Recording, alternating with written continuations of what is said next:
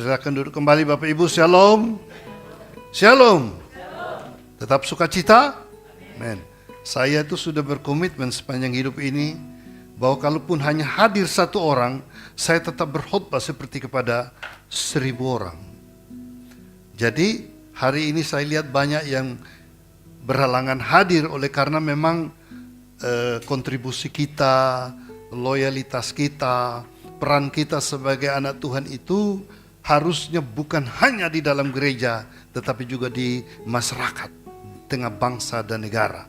Dan kayaknya hari ini banyak yang berpartisipasi, ikut bersukacita, ikut karnaval dan lain-lain. Jadi kita doakan supaya mereka jadi berkat bagi bangsa dan negara. Nah, saudara-saudara terkasih dalam Tuhan, dan saya juga sangat-sangat bersukacita karena roh yang di dalam diri saya itu dikatakan berapi-api ya. Saking berapi-api, apa yang terjadi saudara? Kemarin hari apa? Sabtu, dan hari ini hari Minggu. Tetapi hari Jumat itu saya posisi dengan Bu Linda ada di Malang. Dan waktu di Malang itu kami sudah berpikir itu hari Kamis, tapi di otak kami sudah muncul itu hari Jumat. Sehingga Jumat malam kami sudah meluncur ke Surabaya. Dan berpikir besoknya hari Sabtu. Jumat berarti besok Sabtu. Oke, Sabtu kita persiapan lain-lain. Dan besoknya lagi adalah hari Minggu. Ternyata yang betul itu hari Kamis. Sehingga kalau diurutkan hari Kamis itu besoknya Jumat. Dan besoknya Sabtu. Saudara tahu, Sabtu itu pagi-pagi jam 5 kami sudah persiapan semua dan cepat ke gereja. Dan sebelum jam 9 kami 2 sudah ada di sini. Sabtu. Loh, kenapa gerejanya tutup? Apa Pak Markus tidak boleh kita bergereja? Pikiran saya langsung tutup semua, tidak ada satu jemaat pun. Ya, saya teleponlah Raja Hizkia itu. His, ini kenapa gereja nggak ada? Barulah, lah ini kan hari Sabtu. Ini hari Sabtu. Saudara tahu ini sudah dengan jas. Ibu Linda sudah dampingi. Saya bilang, Bu, kalau satu sudah pikun, jangan dua-duanya pikun. Kedua-duanya ikut pikun. Bersemangat banget Bu Linda. Sudah masak, sudah kita bawa siap makan sukacita. Saudara tahu, itulah semangat kita melayani Tuhan. Haleluya. Kata Jessica di grup, dia bilang, maklum lansia. Tadi saya bilang jangan ketawain ya, nanti kamu besok-besok juga akan ngalamin hal yang sama. Tapi ada sukacita, amin. Jadi kami sudah datang ke gereja 2 kali berturut-turut.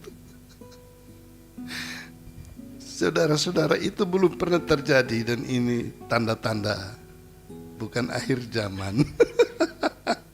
Tanda-tanda orang rambut putih. Tapi dia sukacita, saudara-saudara. Nah, hari ini lagi-lagi saya mau melanjutkan khotbah berseri, yaitu buktikan iman Anda dari Ibrani pasal yang ke-11. Kalau Bapak Ibu ikuti, oke, tidak apa-apa. Ibrani pasal 11, dan kita sudah beberapa tema berhubungan dengan itu. Mulai dari pasal 11 kita belajar dari persembahan Habel. Karena di Ibrani 11 mau menceritakan tokoh-tokoh iman, tokoh-tokoh Alkitab yang membuktikan iman mereka di tengah dunia ini. Jadi saya pikir Ibrani 11 pelajaran sangat berharga bagi kita untuk belajar membuktikan iman kita. Amin saudara. Kita ingin buktikan iman kita di tengah dunia ini. Karena apabila Tuhan datang, dia bertanya, masih adakah orang yang punya iman yang benar di tengah-tengah dunia ini? Saudara-saudara, karena iman itu bisa hilang. Bisa hilang dari saudara-saudara dan saya. Karena kita dalam dunia ini, ya, banyak goncangan iman, ya kan? Banyak godaan buat iman, banyak tantangan buat iman. Iman itu lahir dari keyakinan kita tentang Tuhan, pengalaman kita tentang Tuhan, pengetahuan kita tentang Tuhan, respon kita terhadap Tuhan yang mengerjakan keselamatan bagi kehidupan kita. Dan itulah yang disebut sebagai iman, respon. Sehingga Ibrani pasal 1 mendefinisikan secara tepat, iman adalah bukti dari segala sesuatu yang tidak kita lihat, nggak lihat tapi percaya, itu adalah iman. Bukti dari segala sesuatu yang tidak kita lihat, begitu kan? Dan bukti dari apa yang kita harapkan akan terjadi. Jadi saudara, Tuhan tidak ada di sini, tidak bisa dilihat, tapi saudara percaya Tuhan ada, maka itu adalah iman. Dan dengan percaya kepada Tuhan, saudara percaya bahwa saudara akan diberkati, ditolong oleh Tuhan. Tuhan akan menjawab doamu, Tuhan akan buka jalan, Tuhan akan berikan solusi, Tuhan akan menempati janji-janjinya dalam hidup ini. Saudara tetap berpegang kepada firman Tuhan, itu adalah iman. Tapi kalau sudah tidak ada harapan dalam hidup Anda, mau berharap apa lagi? Tidak ada janji yang bisa dipegang, maka saudara berstatus label orang beriman, tetapi tidak ada iman dalam pikiran dan hati. Dan itu namanya kosong. Nah, saudara-saudara, walaupun iman itu masih dalam keyakinan, tetapi Ibrani 11 mengajarkan harus bisa dibuktikan dalam dunia ini. Dan Yakobus juga menulis, iman tanpa bukti, iman tanpa perbuatan itu percuma atau mati. Mati. Saudara tahu berapa banyak orang di dunia ini yang mati. Mati imannya. Percaya Yesus, percaya. Orang Kristen, ya ke gereja. Ke gereja, ya ke gereja. Adakah bukti-bukti dari imannya yang bisa dicatat? Adakah bukti-bukti dari imannya yang bisa disaksikan? Adakah bukti dari imannya yang bisa dilihat, didengar orang lain? Tidak ada. Dia sama seperti orang yang tidak percaya. Dan itu namanya orang mati. Mati imannya. Jadi saudara, tema kita menantang kita. Buktikan iman Anda. Bagian pertama kita sudah mulai, dan hari ini buktikan iman Anda bagian yang keempat. Saudara mau cari khotbah-khotbah ini lengkap ada. Buka di YouTube aja. Cukup ketik nama saya, Salmon Pah, YouTube, akan keluar semua. Nah, hari ini yang keempat itu kita tiba pada satu tokoh. Kita ke Ibrani pasal 11 ayat yang ke-7. Kita renungkan ayat demi ayat sekarang sampai ayat yang ke-7, saudara. Nah, Ibrani pasal 4 ayat yang ke-7, 11 ayat yang ke-7. Apa yang dikatakan Ibrani pasal 11 ayat yang ke-7? Karena iman, maka Nuh dengan petunjuk Allah tentang sesuatu yang belum kelihatan, ya, dengan taat mempersiapkan bahtera untuk menyelamatkan keluarganya. Dan karena iman itu, ia menghukum dunia dan ia ditentukan untuk menerima kebenaran sesuai dengan imannya. Tokoh yang membuktikan imannya kali ini dalam khotbah kita adalah Nuh, ya, Nuh. Dan menarik sekali saudara-saudara, saya pelajari bagian ini, dan untuk informasi lebih komplit, mari kita ke kitab Kejadian pasal 6 ayat 9 sampai pasal 7 ayat yang ke-7. Kita ke Kejadian pasal yang ke-6 mulai dari ayat yang ke-9 sampai dengan ayat yang ke-22, dan pasal 7 ayat 1 sampai dengan 7. Ya. Baca bersama supaya firman Tuhan 2 kali diterima. Diucapkan, didengar, itu baik, langsung terinstal dalam diri kita. Pasal 6 ayat 9 kita mulai Bapak Ibu, pasal 6 ayat yang ke-9. 2, 3. Inilah riwayat Nuh. Nuh adalah seorang yang benar dan tidak bercela di antara orang-orang sezamannya. Dan Nuh itu hidup bergaul dengan Allah. Nuh memperanakan 3 orang laki-laki, Sem, Ham, dan Yafet. Adapun bumi itu telah rusak di hadapan Allah dan penuh dengan kekerasan. Allah menilik bumi itu dan sungguhlah rusak benar, sebab semua manusia menjalankan hidup yang rusak di bumi. Berfirmanlah Allah kepada Nuh, aku telah memutuskan untuk mengakhiri hidup segala makhluk, sebab bumi telah penuh dengan kekerasan oleh mereka. Jadi aku akan memusnahkan mereka bersama-sama dengan bumi. Buatlah bagimu sebuah bahtera dari kayu gofir. Bahtera itu harus kau buat berpetak-petak dan harus kau tutup dengan pakal dari luar dan dari dalam. Beginilah engkau harus membuat bahtera itu: 300 hasta panjangnya, 50 hasta lebarnya, dan 30 hasta tingginya. Buatlah atap pada bahtera itu dan selesaikan bahtera itu sampai sehasta dari atas, dan pasanglah pintunya pada lambungnya. Buatlah bahtera itu bertingkat bawah, tengah, dan atas. Sebab sesungguhnya aku akan mendatangkan air bah meliputi bumi untuk memusnahkan segala yang hidup dan bernyawa di kolong langit. Segala yang ada di bumi akan mati binasa. Tetapi dengan engkau aku akan mengadakan perjanjianku, dan engkau akan masuk dalam bahtera itu, engkau bersama-sama dengan anak-anakmu dan istrimu dan istri anak-anakmu.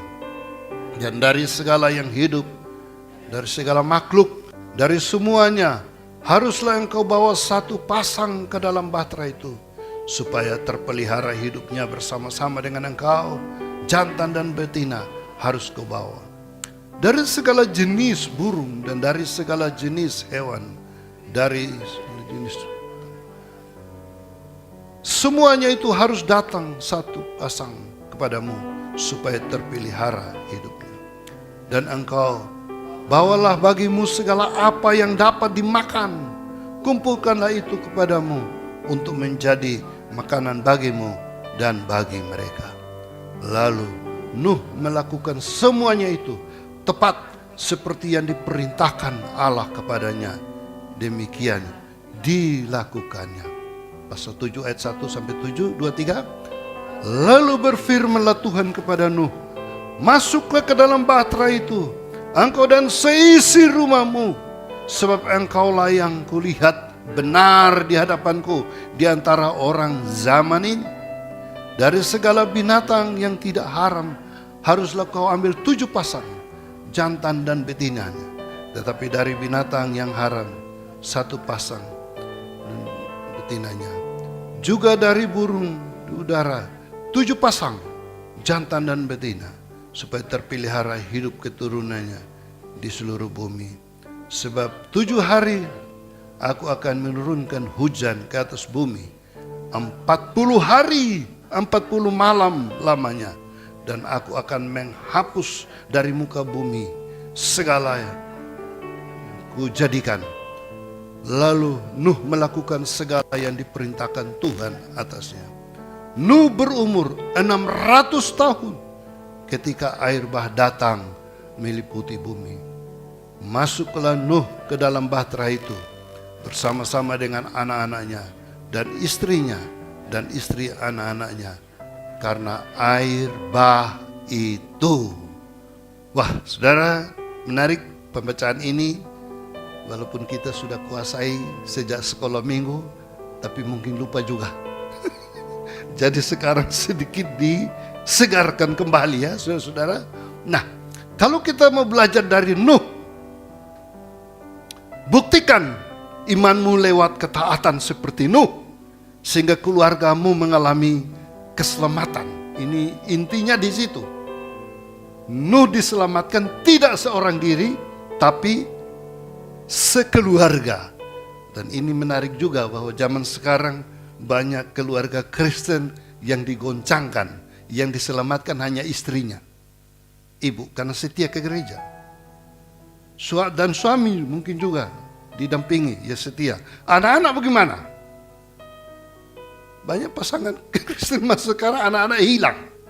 Begitu kan? Jadi keluarga itu sangat penting.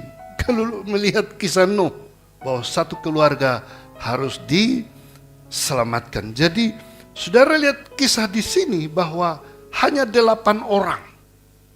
Karena Nuh suami istri, anaknya 3, menantunya 3, 6, tambah 8, hanya 8 orang dari sekian banyak orang zaman itu. Saudara-saudara bisa membayangkan bagaimana Allah memusnahkan seluruh umat manusia, hanya tinggal satu keluarga. Dan itulah yang, ini kisah nyata, ini telah terjadi. Telah terjadi pertentangan secara ilmuwan, para ilmuwan, apakah ini peristiwa betul atau hanya sebuah cerita. Dan saya sudah baca banyak buku juga, ternyata peristiwa sungguhan.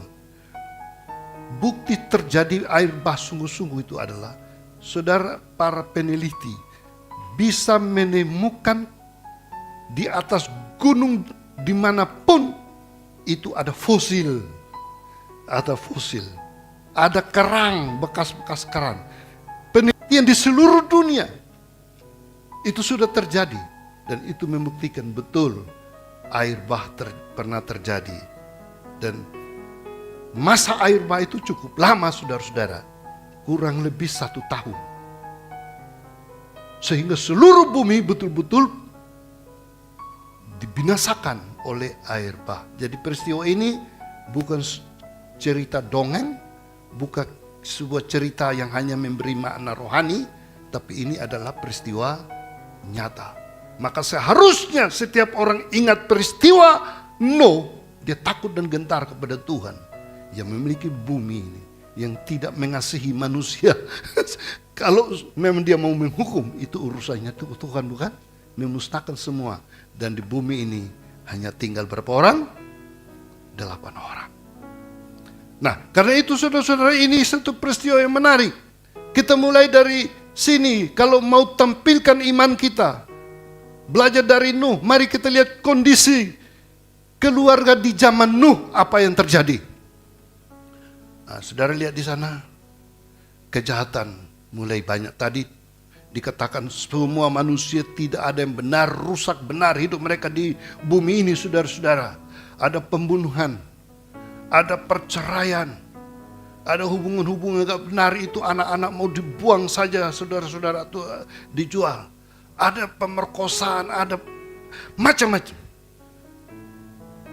Dunia semakin rusak, dunia semakin jahat di zaman itu. Slide berikut juga menunjukkan kepada kita. Itu saya mau identikan dengan zaman sekarang, karena zaman Nuh itu belum ada sepeda motor. Betul ya? Tapi kenapa di situ ada sepeda motor? Ini bukan zaman Nuh, tapi disamakan bahwa zaman sekarang juga ada kejahatan yang sama, ada pembunuhan. Ini ada tawuran antar geng anak-anak sekolah, seragam begini dulu belum ada. Ya, putih abu-abu, belum ada. Hanya menggambarkan kondisi dulu tadi, slide pertama, slide kedua, sama saja. Tawuran antar kampung, dulu ada. Dan kita tiap hari nonton TV, Bapak Ibu. Lihatlah keadaan dunia sekarang. Semua ditayangkan habis di televisi. Kita kadang-kadang nonton TV itu buang waktu. Karena ingin tahu semua berita. TV juga terlalu banyak. Channel-channel semua kita duduk dari pagi sampai sore. Sampai lupa baca Alkitab. Ada yang lupa gereja, asik nonton lewat jam, mau berangkat. Sudahlah, nanti sore juga ada gereja kok. Sore lupa lagi, sudah malam saja ada YouTube kok. Dan akhirnya sudah tidak jadi gereja lagi kan. Ya toh, gara-gara berita tayangan dunia ini, saudara. Kita mulai diperhamba.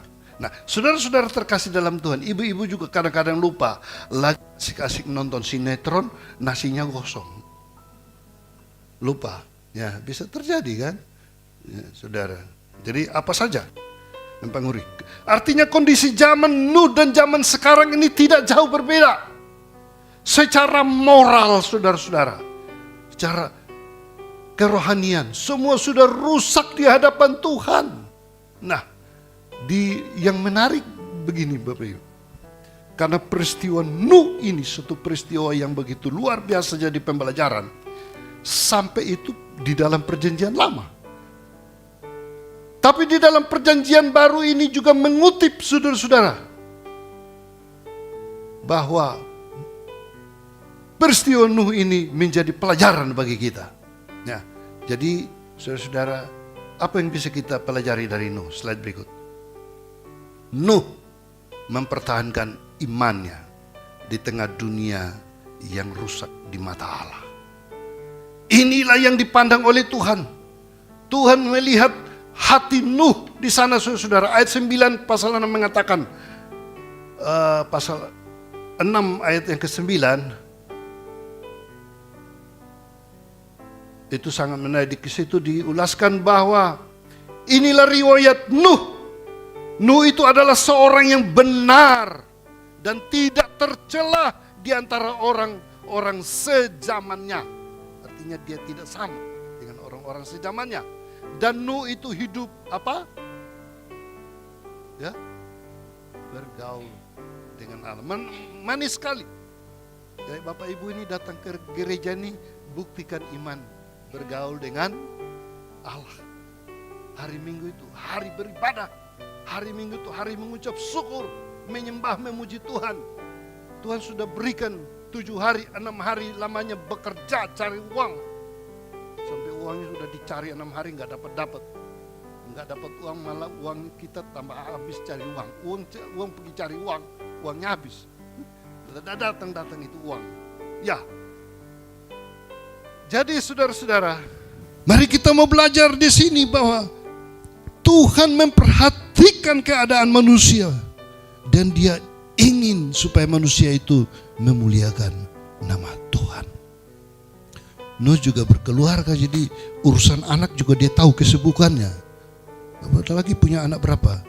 3 orang anak laki-laki, itu pusing. Saya dulu saja pusing 2 orang laki-laki. Mereka mau berantem. Itu paling parah sudah. Sekarang sudah tidak pusing kan, sudah merdeka, udah punya rumah tangga masing-masing. Mau apa itu urusannya sendiri. Udah cari makan sendiri, cari hidup sendiri, cari istri masing-masing sudah punya. Ya kan, saya kan tidak perlu urus anak lagi kan. Tapi Bapak Ibu masih urus anak ini, apa pusing apa tidak? Pusing ya. Nggak punya anak pusing. Punya anak tambah pusing lagi. Nah itu. Makanya ada yang nggak mau menikah juga, nggak mau punya anak juga ya. Lebih baik tidak punya anak daripada punya anak. Sama saja. Nah, saudara-saudara, Nuh punya 3 anak laki-laki lagi, Sem, Ham, dan Yafet. Jadi secara manusia dia pusing apa tidak? Pusing, makanya dia lebih banyak berdoa itu minta tolong Tuhan. Kalau tidak, repot itu. Nah, saudara-saudara, yang terjadi di zaman itu, keluarga Nuh sedemikian, kondisinya sedemikian, tapi Nuh mempertahankan imannya. Haleluya. Jadi kalau Bapak Ibu sampai hari ini bisa pertahankan imannya, puji Tuhan, haleluya. Amin. Walaupun banyak godaan, banyak hambatan, banyak tantangan, pertahankan imannya. Tuhan melihat itu bagus. Yang kedua, kita belajar lagi dari Nuh. Nuh itu menjaga kestabilan iman keluarga. Nah, ada hubungannya. Iman pribadi dan iman keluarga. Ada banyak orang di sekarang ini hanya bangga mempertahankan iman pribadi. Tapi kalau sudah berkeluarga, Anda bertanggung jawab untuk keluargamu. Harus tetap bertanggung jawab.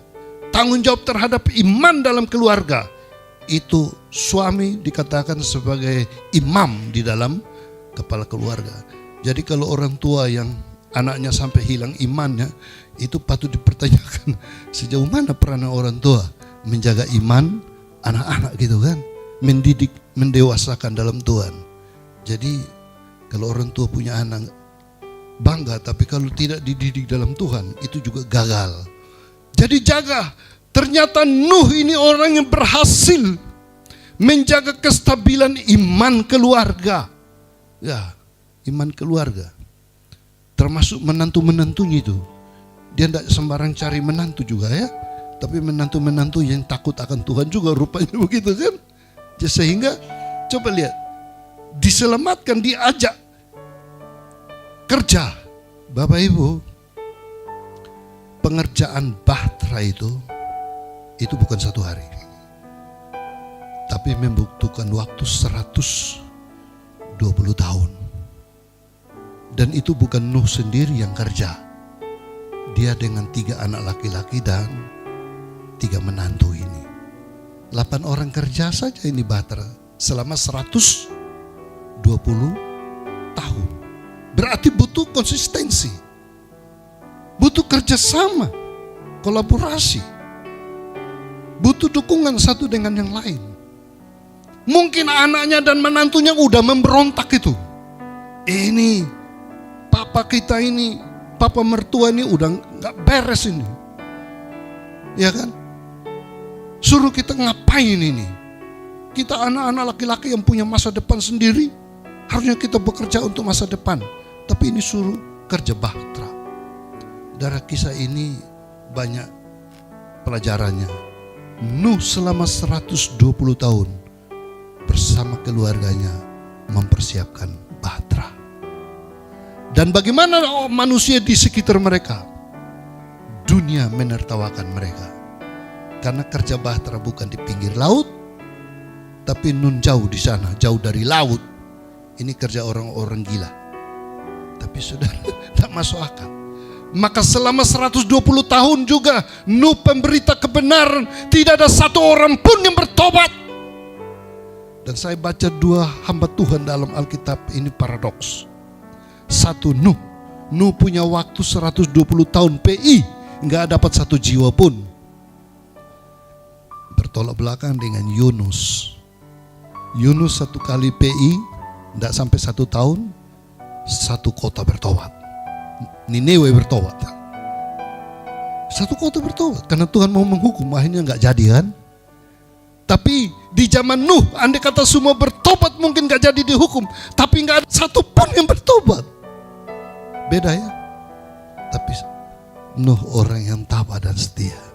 Luar biasa Bapak Ibu ya. Ini pelajaran bukan hamba Tuhan. Melayani sekian lama nggak ada yang bertobat, nggak apa-apa. Yang penting berkenan kepada Tuhan daripada banyak bertobat tapi tidak berkenan. Nah, saudara lihat di sini, Nuh menjaga kestabilan iman keluarga. Gimana Bapak Ibu kita bisa jaga kestabilan iman keluarga? Jaga ya, ajak. Maka waktu-waktu berdoa dengan istri, waktu berdoa dengan suami, waktu berdoa dengan anak-anak, harus. Di Alkitab ada satu keluarga yang cinta Tuhan juga, keluarga Ayub. Ayub tiap malam minggu anak-anaknya pergi dugem, pulang harus doa, penyucian, supaya jangan sampai mereka terkontaminasi. Keluarga yang mengasihi Tuhan, keluarga yang diberkati oleh Tuhan. Amin. Maka bangunlah keluarga yang cinta akan Tuhan, seperti Nuh ini. Kemarin saya sama Linda, karena kita ke gereja nggak ada orang, maka kami ambil keputusan langsung pergi kunjungan saja. Jadi kunjungan bertemu dengan satu keluarga mantan jemaat. Usianya bapak itu sudah 90, ibunya 70. Tapi Tuhan kasih saya hikmat, tolong bikin matematika buat keluarga ini. Ternyata suami istri ini namanya 1 tambah 1. Saudara tahu 1 tambah 1 sama dengan berapa? Salah. Itu matematika duniawi. Matematika di hadapan Tuhan untuk keluarga, 1 tambah 1 bukan 1 juga, salah lagi. Wah, ini kita kuis salah semua ini. Untuk keluarga yang saya kunjungi ini, 1 tambah 1 sama dengan 12. Karena dia punya 3 anak, 3 menantu, itu sudah 6. Terus punya cucu lagi, tambah suami istri, jadi 12. 1 tambah 1 sama dengan 12. Terus oleh keluarga ini saya linkkan telepon dengan satu keluarga di Jakarta. Itu mantan jemaat juga. Lebih parah lagi. Karena 1 tambah 1 bukan 12. Dia 1 tambah 1 sama dengan 26. 26. Karena anaknya 6. Menantunya 6 sudah nikah semua, sudah 12. Cucunya 12. Jadi 24 tambah suami istri 26. Jadi 1 tambah 1 26. Jadi kemarin saya bertemu dengan 2 keluarga yang 1 tambah 1 12. Ini 1 tambah 1 26. Saya bilang, wah ini satu gereja ini. Ya, itu Pak Bambang Sungkono di Jakarta dan Pak Indato. Kalau Pak Purba sama Bu Purba 1 tambah 1 berapa? Hitung sendirilah sudah. Hah? 12 juga? Nah ini matematika dari mana ini keluarga ini? 1 tambah 1 12. Lupa Markus berapa ini? Mau tambah lagi ya? Nah, minggu depan sudah punya menantu. Nah, tambah lagi. Nah, saudara lihat matematika Tuhan beda sama matematika manusia. 1 tambah 1. Nah, itu 5 roti tambah 2 ikan berapa? 5 tambah 2 harusnya 7. Tapi sama dengan 12 bakul. 12 bakul, 1 bakul isi berapa? Kali lagi. Nah itu. Saudara dan saya mau hitung-hitung matematika kita dengan matematika Tuhan. Enggak sama. Amin. Jadi mari kita lihat. Nah Nuh juga begitu. Nuh 1 tambah 1 jadi berapa? 8. Tapi setelah air bah, saudara, tidak terhitung lagi. Karena manusia di bumi itu kan hanya keluarga itu.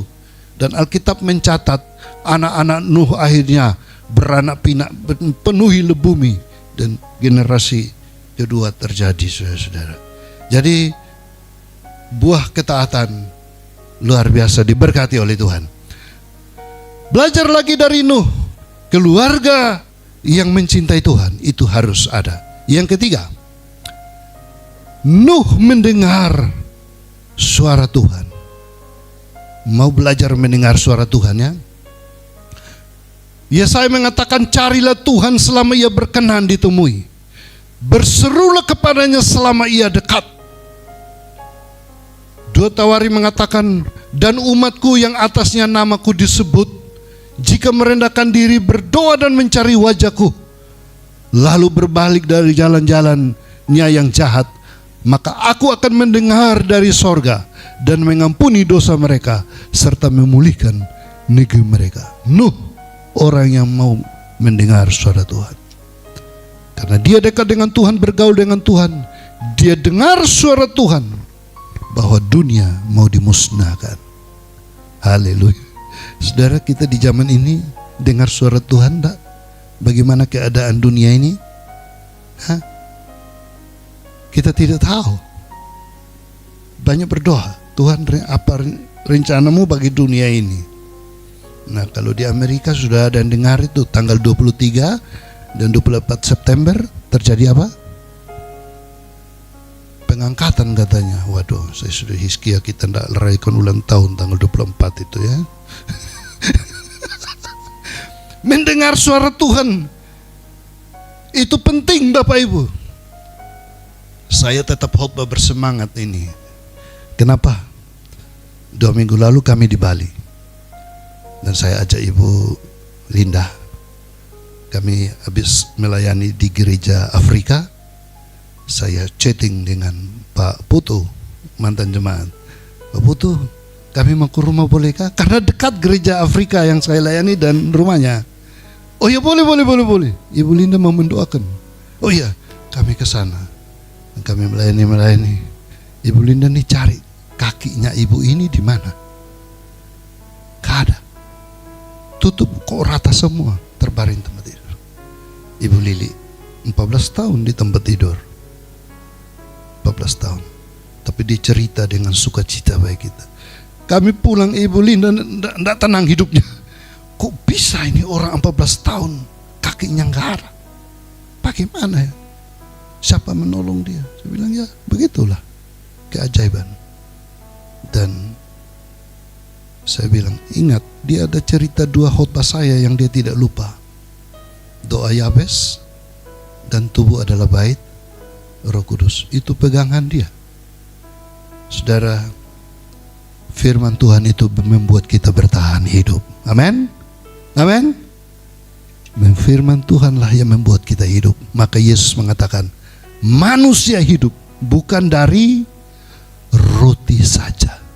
Firman Allah sudah dibuktikan bertahan hidup. Saya pengkhotbah sudah lupa khotbah saya, tapi orang yang mendengar, jemaat dengar, dia ingat ketika dihadapi masalah. Firman Tuhan dibawa, ingatkan oleh Roh Kudus, sampai pada hari ini dia bertahan hidup. Haleluya, amin. Percaya, mujizat masih ada. Ya, dia yang ucap ya. Ingat, dia kalimat dia, mujizat masih ada. Tuhan berkati keluarga ini, luar biasa. Kedua anaknya kerja di Australia, cewek-cewek. Luar biasa nggak? Amin. Orang-orang yang cinta Tuhan, setia dengan Tuhan, pasti diberkati, pasti ditolong oleh Tuhan. Amin. Karena itu Bapak Ibu, siapapun kita, satu orang pun Nuh setia melayani, kan? Nuh setia melayani walaupun tidak ada yang mau mendengar khotbahnya. Nuh tetap setia bersaksi walaupun dia ditolak sana sini. Luar biasa. Jadi dengar suara Tuhan, karena suara Tuhan itu sangat penting bagi kita. Suara Tuhan untuk dinamika, memberi dinamika bagi kehidupan kita, menghadapi bermacam-macam ancaman di dunia yang berubah-ubah ini. Negara kita pusing ikutin bermacam-macam situasi yang ada, kan? Ada macam-macam berita. Saudara, kalau Bapak Ibu tiap hari duduk nonton berita, iya, bisa stres.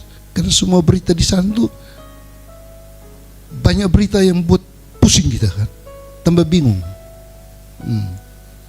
Perdebatan ini salah, itu benar. Aduh.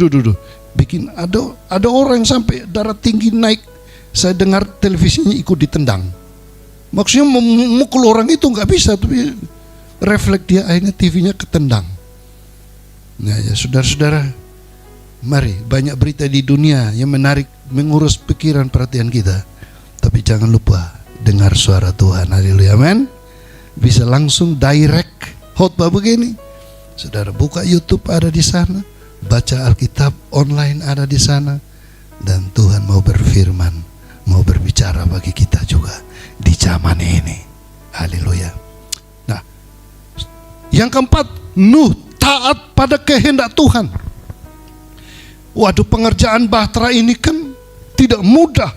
Sudah diberi ukurannya panjang, tinggi, lebar sekian. Harus nanti pakai ilmu konstruksi, pakai ilmu matematika, ya, ada di sana. Ilmu desain juga ada di sana. Untuk binatang-binatang ada di sana semua, kan? Tapi dengan setia mengerjakan itu. Ini butuh apa? Ketaatan. Kalau enggak taat, waktunya lama lagi. Pasti menggerutu di situ terjadi. Tapi tidak, Nuh tetap mengerjakan sampai akhir. Yang kelima, belajar dari Nuh, kita mau belajar apa? Nuh orang yang setia memberitakan kabar baik. Kabar baik, saudara-saudara, diberitakan oleh Nuh. Dan saudara lihat di sana bahwa apa yang dibuat oleh Nuh ini dikutip dalam perjanjian baru itu, Tuhan Yesus sendiri mengutipnya. Sebagaimana halnya pada zaman Nuh, demikian pula halnya kelak pada kedatangan anak manusia, yaitu semua orang tiba-tiba dimusnahkan oleh Tuhan melalui air bah. Di Petrus mengatakan bahwa nanti Allah tidak akan memusnahkan dengan air bah lagi, tetapi dengan api. Nah sekarang aneh, lihat di cepu, api keluar orang cari minyak, api yang keluar kan. Cari air, tentu api sekarang nggak bisa dipadam. Sudah lihat waktu lalu di LA kebakaran, itu Hollywood habis semua api. Dan nubuat daripada surat Petrus bahwa nantinya dunia ini akan dimusnahkan dengan api, bukan dengan air bah lagi.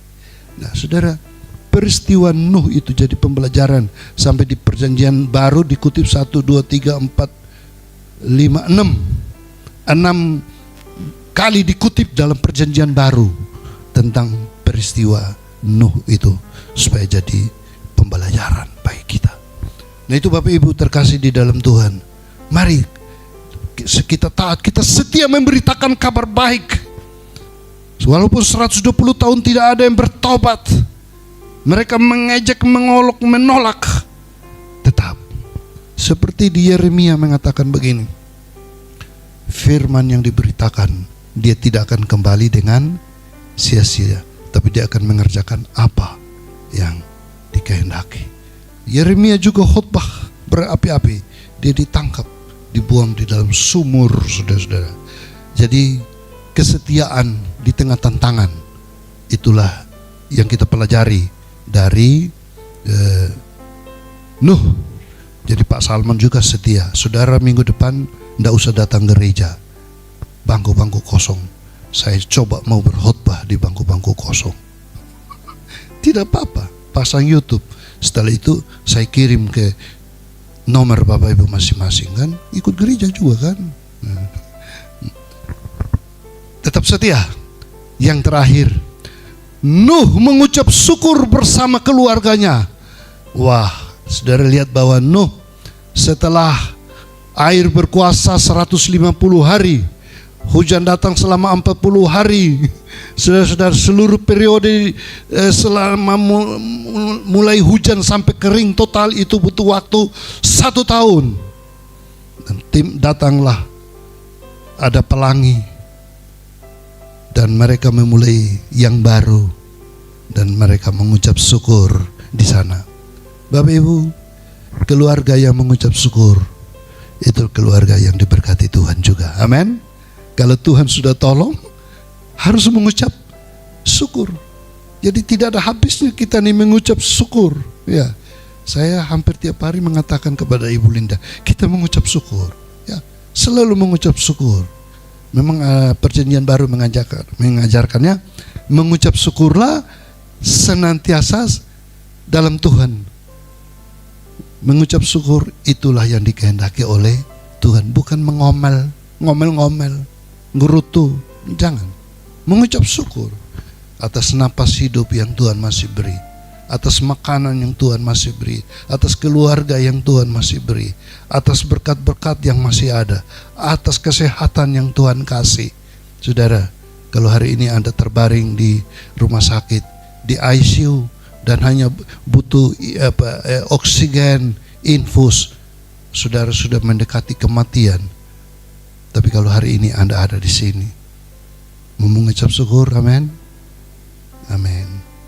Kita mengucap syukur dalam segala hal. Dan itu saudara, itulah yang telah dilakukan oleh Nuh. Jadi indah sekali bukan belajar dari Nuh ini? Mau jadi tokoh iman? Buktikan iman di tengah dunia yang penuh dengan dosa ini. Mari kita naikkan pujian. Sekalipun aku dalam lembah kelam, ku tak takut, sebab Engkau besertaku. Amin. Sekalipun aku dalam lembah kelam, ku tak takut, sebab Kau besertaku. Ya. Jadi saudara-saudara, buktikan iman Anda. Nah, ingat ya bahwa Ibrani ini dia menulis secara rinci dari pasal 1 sampai pasal 13. Closingnya di pasal 13 ayat yang ke-8 dia mengatakan apa? Yesus Kristus tidak berubah. Dia itu Allah Tuhan yang sama dulu, sekarang, dan selama-lamanya. Allah itu tetap peduli kepada siapa saja. Allah itu siap menolong dan menyelamatkan dan memberkati siapa saja. Itu closing daripada Ibrani. Maka sekarang dia tonjolkan tokoh-tokoh iman supaya kita belajar. Tuhan juga siap menolong saudara dan saya. Saya berdoa supaya Anda mengalami mujizat daripada Tuhan, kuasa daripada Tuhan. Walaupun di tengah dunia berdosa yang tidak mungkin ini, masih mungkin bersama dengan Tuhan. Mari kita percaya, iman kita berbicara. Yang tidak mungkin menjadi mungkin. Sekalipun kita dalam lembah kelam, dunia ini bahkan lembah kelam bagi kita, kita tidak sendiri. Yesus hidup, dia hadir, dia sanggup tolong kita semua.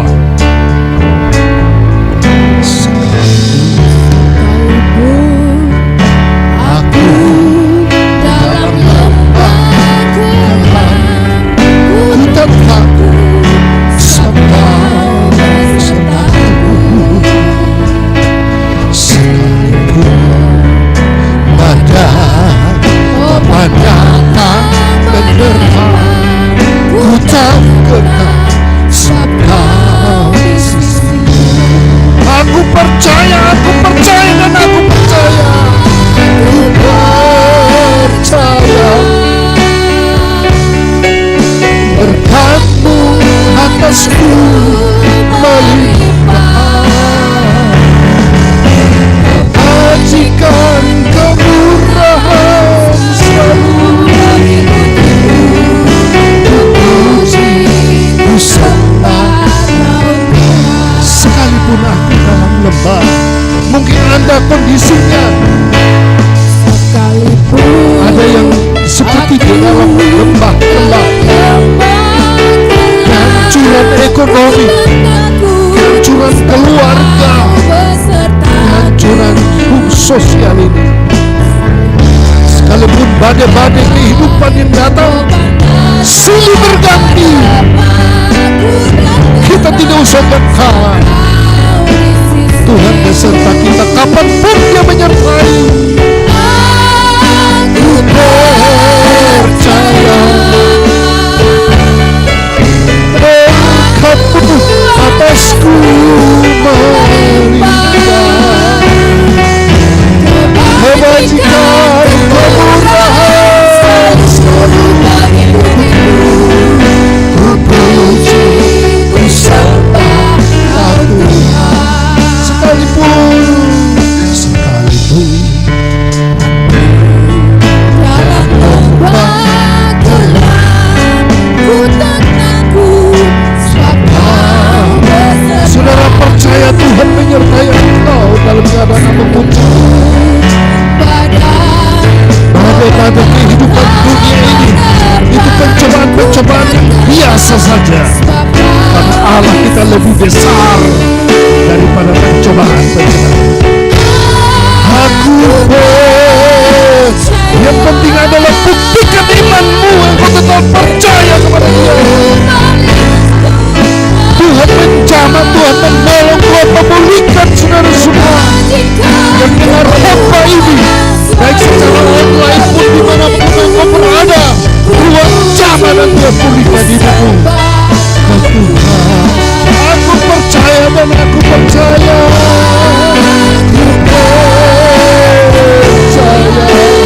Haleluya, berkat Tuhan akan datang.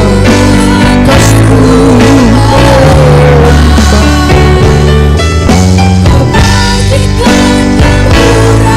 selalu mengikutiku. Ku puji, ku sembah Aku. Katakan aku percaya. Buktikan imanmu, aku percaya. Berkat-Mu atasku melimpah.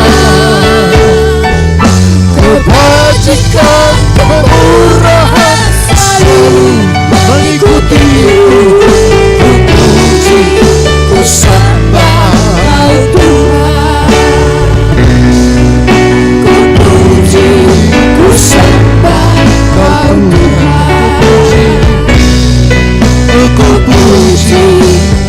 sembah